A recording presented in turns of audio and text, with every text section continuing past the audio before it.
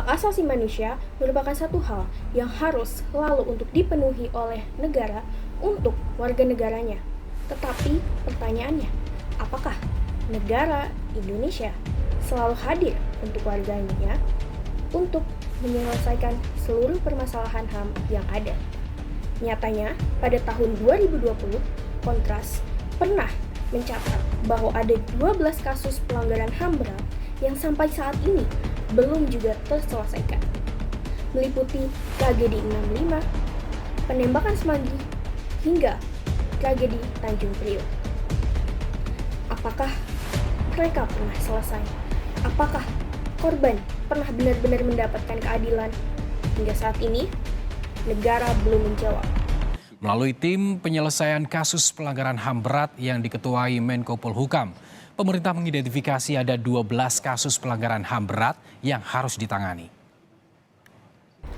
Padahal, pada pasal 28I ayat 4 Undang-Undang Dasar Negara 1945 ditulis bahwa perlindungan, pemajuan, penegakan, dan pemenuhan hak asasi manusia adalah tanggung jawab negara, terutama pemerintah.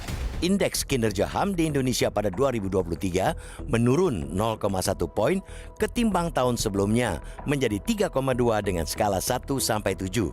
Penurunan indeks kinerja HAM pada tahun ini utamanya dipengaruhi melemahnya performa di 3 aspek, yakni pemenuhan hak hidup, kebebasan berekspresi dan menyatakan pendapat, hingga hak memperoleh keadilan. Ketika hak asasi manusia seseorang direnggut, ketika nyawa direnggut, ketika kebutuhan dasar telah direnggut, pada siapa kita harus melapor? Indonesia memiliki badan penegak hukum, yaitu Polisi Republik Indonesia. Tetapi sayangnya, pada tahun 2024, menurut Tempo, ada 663 aduan pelanggaran HAM oleh Kepolisian Republik Indonesia per Desember 2024.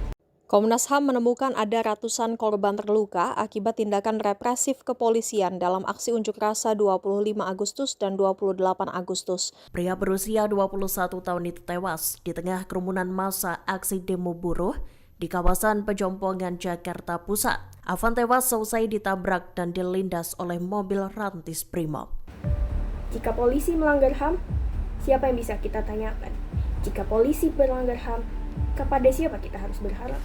Akhir-akhir ini, Adri Yunus, seorang relawan Kontras, telah disiram air keras. Namun, pelakunya belum ditangkap. Motifnya diduga dendam. Tapi siapa? Siapa yang dendam? Tindakan biadab harus kita kejar, harus kita usut.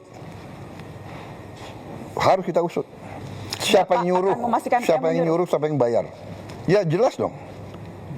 Yang berseragam tidak akan dilindungi, tidak akan ada impunitas. Tidak akan.